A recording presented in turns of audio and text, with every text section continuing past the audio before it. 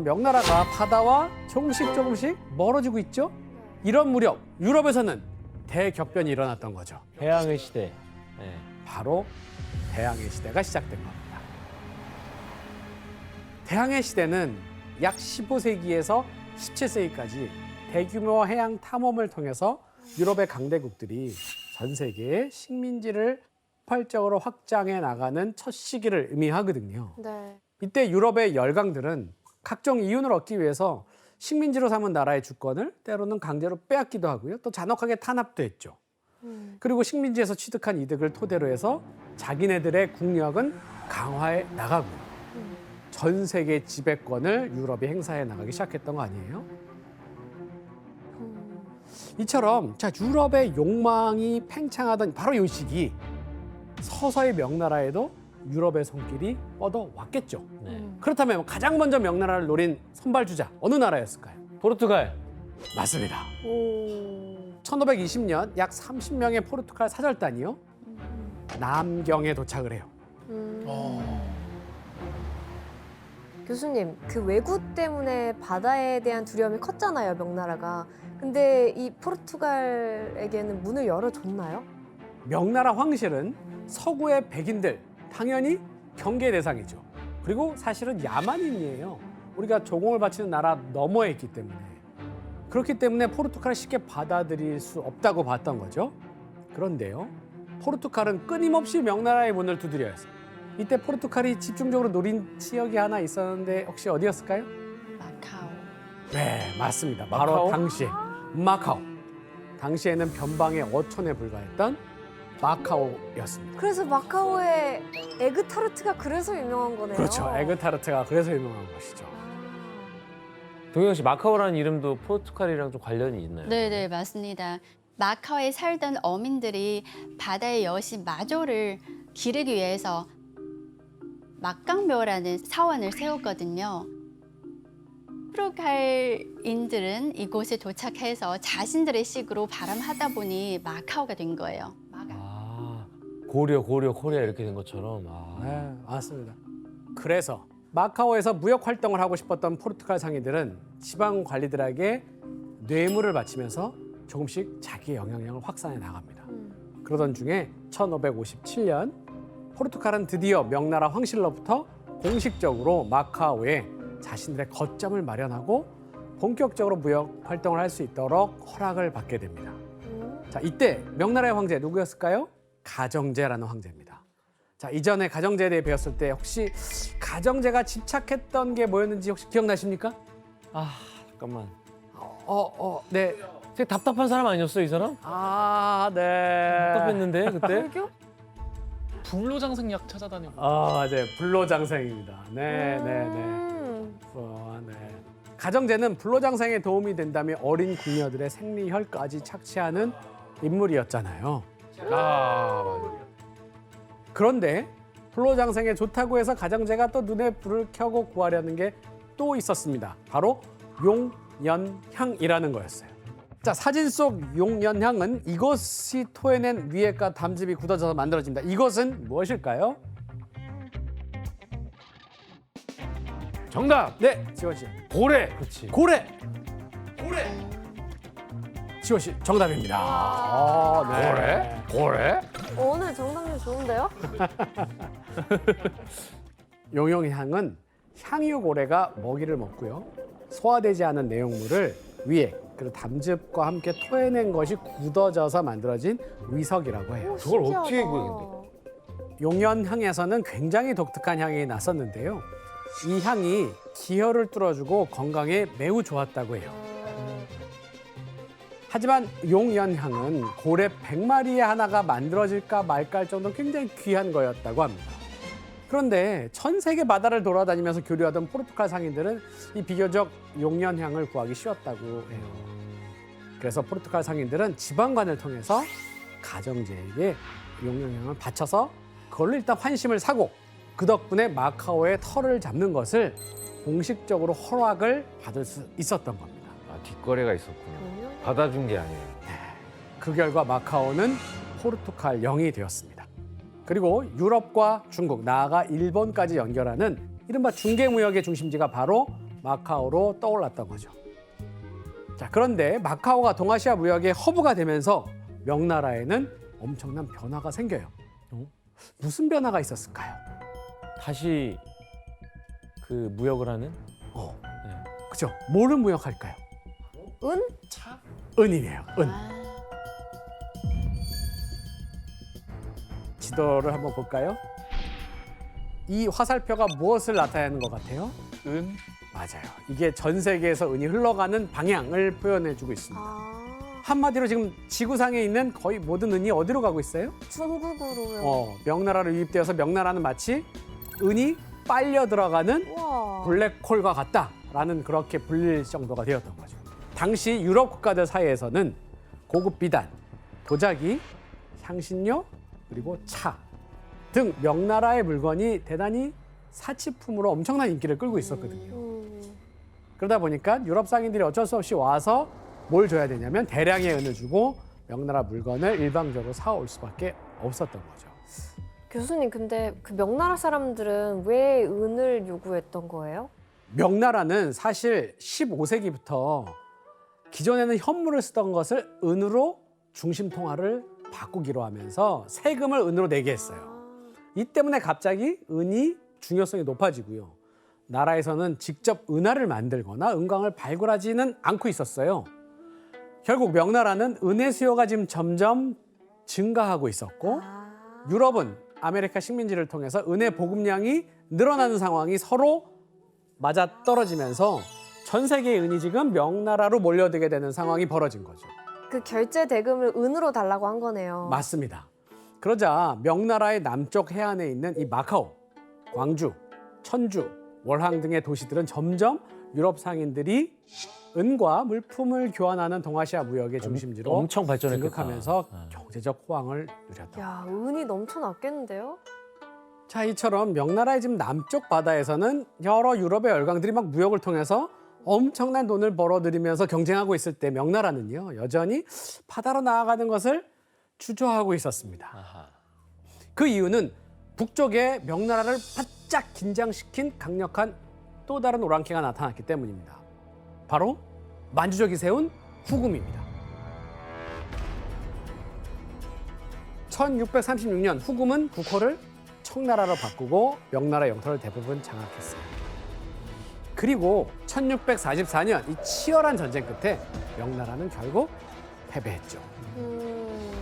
결국 세계 육지 면적의 10분의 1을 차지하면서 훗날 세계 인구의 3분의 1을 다스리는 청왕조의 시대가 이제 열리게 돼요.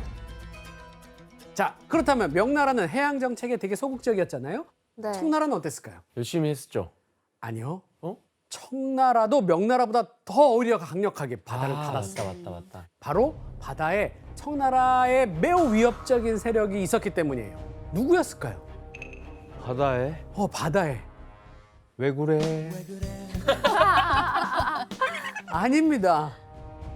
바로 명나라를 회복시키려고 청나라에 반대하면서 나는 청나라가 싫어요 라고 펼쳤던 인물. 바로 정성공이라는 세력이었습니다. 정성공은 명나라의 해군 집안 출신으로 막강한 해상권을 갖고 있었습니다. 덕분에 이 강력한 해군을 이용해서 대만을 공격해서 빼앗은 지역에 동령국이라고 하는 나라를 세웠어요. 그리고 이것을 거점으로 청나라 영토와 인접한 동남 연해 바다를 지금 쫙 장악했죠. 그리고 청나라에 저항하기 시작했어요. 반면에 북방 출신이었던 청나라 만주족은 해전이나 해상 활동에 대한 지식이 아주 매우 희박했습니다. 그래서 해상에서 지금 신출귀몰하는 정성공을 잡으려고 했지만 성공하기는 어려웠던 거죠. 교수님, 그렇다고 그 청나라 입장에서는 그 정성공을 그냥 내버려둘 수는 없을 것 같은데 어떻게 했어요? 맞습니다. 이걸 내버려둘 수는 없는 거죠. 결국 청나라는 정성공의 이 세력, 소위 반청 세력을 진압하기 위해서 극단적인 정책을 취하게 됩니다. 바로 1661년 청계령을 명령한 거예요. 해상을 막고 싶어. 자, 여기서 문제 내도록 하겠습니다. 자, 청나라는 청계령을 실시하면 백성들에게 어떤 명령을 내렸을까요? 그 명령이 청계령이에요? 맞아요. 정답. 네, 규현 씨. 아주 그냥 배 갖고 있으면 다 죽는 거야. 배를 다 없애버려라. 배를 다 없애버려라. 규현 씨 비슷한데 오답입니다. 한계령. 제목에 힌트가 있는데 자 수도를 옮기는 걸 뭐라 그러죠? 천도, 천도. 천도는 도를 옮긴 거잖아요. 천개는 뭘 옮긴 거예요? 개. 개. 개가 뭐예요? 개가 뭐야?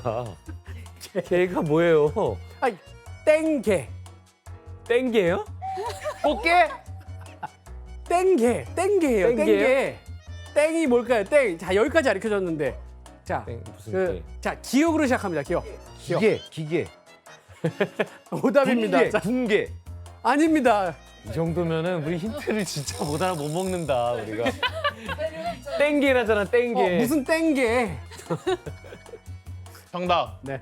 그 해안가에 자체에 살지 못하도록 주민들을 전부 다 뒤로 그래서 경계로 옮겨버리는 거죠. 이영 씨 정답입니다. 아. 해안 지역을 완전히 비워버려라라고 하는 와, 명령을 내요. 경계가 땡개예요. 천개라는 말은 풀면 설명하면 경계를 옮긴다 이런 뜻이거든요. 아 근데 이상한 명령이다. 청나라는 이 해안을 따라서 20에서 30km에 달하는 지역에 청계령을 실시해서 사람들 전부 강제로 쫓아내고 내륙으로 이주를 시켜버린 거죠. 해안지대는 텅 비어버리죠. 아. 그러면 교수님 거기 살던 사람들은 자신도 고향이고 모든 터전이 다 있는데 날벼락이잖아요. 완전 날벼락인 거죠. 네. 바다 근처에 살던 사람들 대부분 뭐 하면서 삽니까? 어업했겠죠. 혹은 연애 교육. 그런데 내륙에서 살면 이제 뭐 먹고 살아요? 살 방법이 갑자기 마련하기가 쉽지 않았던 거죠. 그러네요. 이렇게 백성들이 고통스러워하는데도 청나라가 강력하게 해안 전체를 완전히 비우는 조치를 시행한 건 그만큼 정성공 세력에 대한 두려움 때문에 물자 공급을 일절 중단시키고 왕전하게 고립시키려는 전략이었습니다. 교수님 그러면 이런 강압적인 천계령이 효과는 있었어요? 있었죠. 해안 지역에서 무역을 하기 위해서 정성공 세력에 협조하거나 투항하던 사람들이 아주 현저하게 줄어들 수밖에 없지 않겠습니까? 얻어먹을 게 없구나. 하지만 청계령이 오래 지속될수록 엄청난 부작용이 생깁니다. 뭐였을까요? 아니 외부 물자가 못 들어오잖아요. 갑자기 해안이 황폐화가 되죠. 못 나가고. 그럼요. 예, 해안 지역에서 모든 무역을 차단하니까 기존에 들어오는 게 스톱되죠. 뭐죠? 은의 유입이 급격하게 줄어든 거예요. 운이 줄어드니까 전반적으로 사람들의 소비는 어떻게 되죠? 줄어들죠. 후진해지죠. 이는 상인들과 생산직에도 악영향을 줄 수밖에 없었고요. 결국 바다를 완전히 닫아버리자 청나라 전체의 경제가 흔들흔들하게 된 거예요. 그러네요. 좀 바보 같은 짓이야. 자, 이때 위기를 타개한 인물이 또 나타납니다. 1661년 직위에서 청나라를 최고의 번영기로 이끌었던 제4대 황제 한 글자만 알려주세요. 강희제? 강희제였습니다. 어떻게 알아? 나 처음 들었는데. 강희제를 어떻게 알아? 여기가 중국적 후통인데요? 자, 강희제는 청나라의 경제 위기를 타개할 방법으로 청나라 중심의 해양 정책을 펼치기 시작했습니다. 가장 먼저 한 일은 일단 바다에 위협이 되는 존재 있었죠? 1683년 군대를 파견해서 동명국을 완전히 멸망시킨 겁니다. 이로써 바다에서 반란의 싹을 일단 차단해버려요. 자, 그 다음엔 어떻게 했을까요? 강희제가 천계령을 일단 해제하고요. 여기에 표시된 4곳 네. 새롭게 개방하면서 세관을 설치했던 항구들입니다. 아. 각각 상해, 영파, 함은, 광주였죠. 문을 조금씩 열기 시작한 거네요. 네. 아니 근데 동해영 씨 왜 하필 이 항구들을 선택한 거예요? 이 강희제가 이 항구들을 선택하는데 숨은 뜻이 있었습니다. 그 바로 상해와 영파는 대운하로 연결될 수 있었거든요. 네.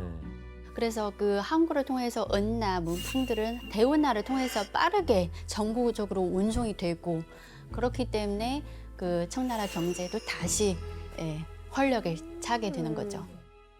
강희제가 이 항구를 개방하니까 유럽의 상인들은 청나라에 사고 싶었던 물건인 도자기, 비단, 차를 사기 위해서 막 앞다투어 몰려올 수가 있게 됐죠. 오. 자, 근데 여기서 반전이 하나 숨어 있습니다.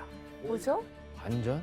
바로 4개 항구에서 실제로 외국 상인이 들어갈 수 있는 건 북경에서 제일 먼 광주만. 광주? 광주만 열어준 거예요. 거기는 운하가 없으니까. 그렇죠. 운하도 없고 제일 머니까. 나머지 3곳은 유럽 상인들이 직접 들어올 수도 없게 만들고 청나라 상인들만 바깥으로 나갈 수 있도록 거래할 수 있었던 겁니다. 이러니까 유럽 반쪽짜리 개방이네. 유럽이 열받지. 이영 씨 그럼 항구를 열어주긴 했지만 굉장히 폐쇄적으로 열어준 거네요. 네, 심지어 그 항구에는 그 해관이라는 관청을 설치해가지고 드나드는 그 무역 상인들을 아주 철저하게 관리를 했어요. 그래서 뭐 상인이 바다 나가서 무역을 하고 싶으면은 그 해관에 가서 자신의 신분과 그리고 목적지를 신고를 해야 되고 자기 초상화를 그려가지고 제출을 해야 되고 또 보증인이 필요할 정도로 규정이 정말로 엄격했습니다. 이 청나라 화끈하게 뭐 이렇게 개방한 적은 한 번도 없는 거예요? 네, 아쉽게도 없습니다. 음. 강희제 주고 나서부터는 더 배시적으로 변했거든요. 자꾸 유럽 상인들이 법을 어기면서 청나라 항구에 몰래 들어오기 시작하니까 그 광주 제외하고 나머지 세 개도 다시 닫아버렸습니다. 그러니까 이게 너무 강압적으로 막아두면 몰래 더 하게 되잖아요. 음.